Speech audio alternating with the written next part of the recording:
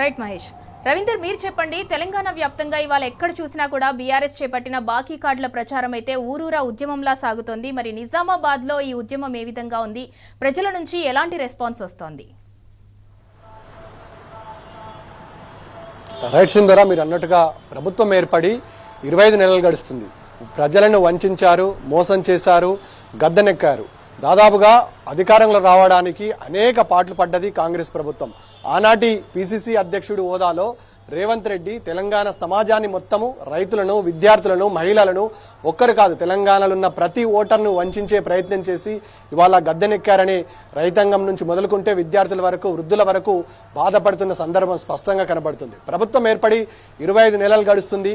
ఎన్నికల సమయంలో ముందుగా పిసిసి అధ్యక్షుడు హోదాలు ఉన్నటువంటి రేవంత్ రెడ్డి ఇక్కడి ఉన్నటువంటి లీడర్లను నమ్మరు, కాంగ్రెస్ ఖచ్చితంగా నట్టేట మూస్తారు అనే ఒక అపవాద తెలంగాణ సమాజానికి తెలుసు. ఇక్కడి నుంచి చాలదన్నట్లుగా కర్ణాటక నుండి, అదేవిధంగా ఢిల్లీ నుంచి అనేక నాయకులను, నేతలను తీసుకొచ్చి ఇదే కామారెడ్డి వేదికగా, అదేవిధంగా నిజామాబాద్ జిల్లాలో ఉన్నటువంటి మైదానంలో అనేక ప్రగల్భాలు పలికి గద్దెనెక్కారు, ఓట్లు దండుకున్నారు. ఇప్పుడు నయవంచన చేస్తున్నారు. ముఖ్యంగా రైతాంగం పూర్తి స్థాయిలో ఇబ్బందులు ఎదుర్కొంటున్నది. వృద్ధులు అదే పరిస్థితి, వృద్ధులకు 4,000 రూపాయలు పింఛన్ ఇస్తామని చెప్పారు.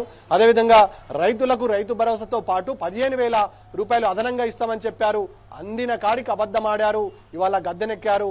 గద్దెనెక్కిన తర్వాత అవన్నీ తమకు పట్టనట్టుగా వ్యవహరిస్తున్న సందర్భం స్పష్టంగా కనబడుతుంది. ఒక్క వర్గమని కాదు, అనేక వర్గాలుగా వంచారు, మోసం చేశారనే ప్రజలు, రైతులు, వృద్ధులు అనేక రకాలుగా బాధపడుతున్న సందర్భం స్పష్టంగా కనబడుతుంది. ముఖ్యంగా బీఆర్ఎస్ చేపట్టినటువంటి ఈ బాకీ కార్డులకు మహా ఉద్యమంగా కనబడుతుంది.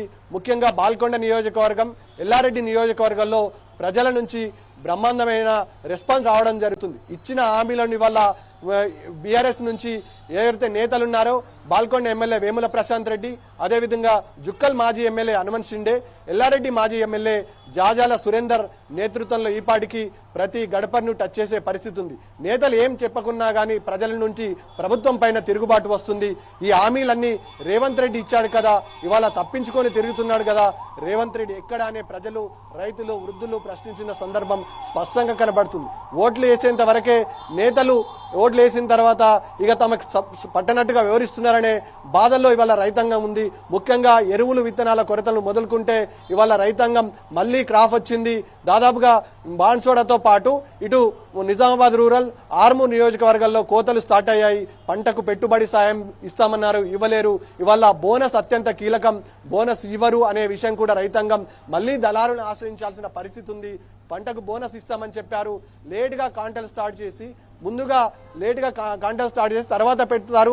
అదేవిధంగా తప్పించుకునే ప్రయత్నం చేస్తారు. దాదాపుగా ముందుగా కోతలు కోసిన రైతాంగంకు వందలాది మంది, వేలాది మంది రైతులు ఉంటారు. వేలాది క్వింటాలకు సంబంధించిన ధాన్యం ప్రతిరోజు, ప్రతినిత్యం ఎఫ్సిఐ కొనుగోలు కేంద్రాల ద్వారా జరుగుతుంది. కానీ ఇప్పటికి కూడా కాంటాలకు వేసిన ధాన్యానికి బోనస్ వస్తుందా లేదా అనే విషయం మీద క్వశ్చన్ ఉంది. ప్రభుత్వం అధికారంలో రాకన్నా ముందు 6 గ్యారంటీలు, 420 హామీలు గుప్పించడం జరిగింది. అందిన కాడికి అబద్ధం ఆడిండ్రు. చిన్న స్థాయి కార్యకర్త నుంచి మొదలుకుంటే మొత్తం రాహుల్ గాంధీ వరకు, సోనియా గాంధీ, ప్రియాంక గాంధీ వరకు అబద్ధాలు ఆడి వల్ల అధికారం చేపట్టినటువంటి కాంగ్రెస్ పార్టీ వల్ల ఇవాళ తప్పించుకుంది బీసీ డిక్లరేషన్ సాగుతో. కానీ రేపటి స్థానిక ఎన్నికల్లో మళ్లీ ఎలక్షన్ వస్తే పరాభవం తప్పదనే ప్రజలు గుర్రుగా ఉన్నారు. ఇవాళ ప్రతి నాటకాన్ని కాంగ్రెస్ పార్టీ, కాంగ్రెస్ పెద్దలు, పిసిసి చీఫ్ ఈ ప్రాంతం నుంచే మహేష్ కుమార్ గౌడ్ ప్రాతినిధ్యం వహిస్తున్నాడు. ఆయన కాన్స్టిట్యున్సీ లేదు, కానీ ఈ నిజామాబాద్ ఓన్గా చేసుకున్నటువంటి నేత సమాధానం చెప్పాల్సిన పరిస్థితి ఉందని ఇక్కడ ప్రజలు అంటున్నారు. ముఖ్యంగా 6 కార్పొరేషన్ చైర్మన్లతో పాటు ఇక్కడ ఉన్నటువంటి 4 ఎమ్మెల్యేలు కూడా ఇవాళ బ్యాక్కి, కార్డులకు సంబంధించిన భయం వెంటాడుతుంది. ఈ హామీలను నెరవేర్చాల్సింది మనమే కదా. ఆ రోజు మనం అబద్ధం ఆడాం, ఎన్ని రోజులు అబద్ధం ఆడతాం? ప్రభుత్వం ఏర్పడి దాదాపుగా 25 నెలలు గడుస్తుంది. ఇప్పటి వరకు రైతులతో ఫ్రీగా మాట్లాడిన సందర్భం లేదు, వృద్ధులను పలకరించిన సందర్భం లేదు, విద్యార్థులతో ఎట్లున్నారని అడిగే పరిస్థితి కూడా లేదు. ముఖం చాటేస్తున్నారు. ఇవాళ మళ్ళీ రిపీట్ అయింది. ప్రభుత్వం ఏర్పడి 25 నెలలు గడుస్తున్న రైతాంగం నుంచి మొదలుకుంటే విద్యార్థులు, వృద్ధులు, వికలాంగుల వరకు అన్ని వర్గాలను అందిన కాడికి మోసం చేసి గద్దెనెక్కినటువంటి ప్రభుత్వానికి వల్ల బీఆర్ఎస్ పార్టీ చేపడుతున్న బాకీ కార్డుల ఉద్యమం ఉజ్వలంగా సాగుతుంది, పెద్ద ఎత్తున మద్దతు లభిస్తుంది. ఎక్కడ పోయినా బీఆర్ఎస్ శ్రేణులకు బ్రహ్మరథం పట్టిన సందర్భం స్పష్టంగా కనబడుతుంది. బీఆర్ఎస్ నేతలు మీరు మా ఊర్లో ఎప్పుడు వస్తారు, మీకు బ్రహ్మరథం పడతామని వల్ల ఫోన్లు చేసి మా ఊర్లో కార్యక్రమం పెట్టుకోండి, ఇవాళ వర్షం తగ్గుముఖం పట్టింది, మా ఊర్లోకి రండి అని పిలిచే పరిస్థితి వచ్చిందంటే బొట్టు పెట్టి ఎలాగైతే ఇంతకు మునుపు తెలంగాణ ఉద్యమం సమయంలో ఎట్లాంటి పరిస్థితి ఉండడం వల్ల బీఆర్ఎస్ శ్రేణులకు గ్రామ పొలిమేరల నుంచి బాజలు భజంత్రీలతో ఎదుర్కొని అక్కడ ఘనస్వాగతం పలికి ఒక బహిరంగ సభ ఏర్పాటు చేసి బాకీ కార్డుల రేవంత్ రెడ్డి చేసిన మోసంపై నిగ్గుదీసి తెలంగాణ సమాజం ముఖ్యంగా ఇక్కడ ఉన్నటువంటి కామారెడ్డి నిజామాబాద్ జిల్లాలో ఉన్నటువంటి రైతులు యావత్తు ప్రజలు ప్రశ్నిస్తున్న సందర్భం స్పష్టంగా కనబడుతుంది. ఇచ్చిన హామీలను తప్పించుకోవడం కాదు, నెరవేర్చడం ఎట్లా?